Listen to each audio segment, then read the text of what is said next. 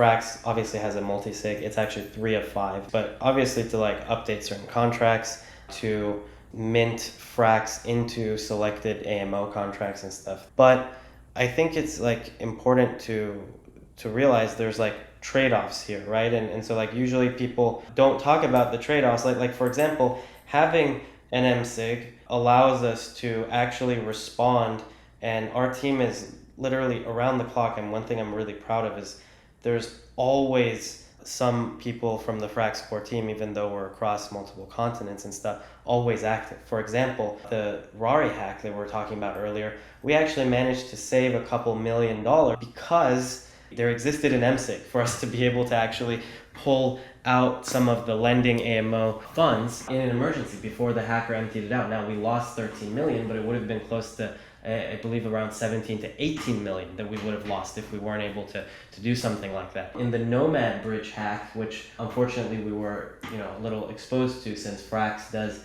issue assets on Moonbeam, and so Nomad served a lot of Moonbeam things, we actually were able to get MSig signers before the Nomad team itself was able to actually execute anything from their own MSig. Like, we were more responsive to that there.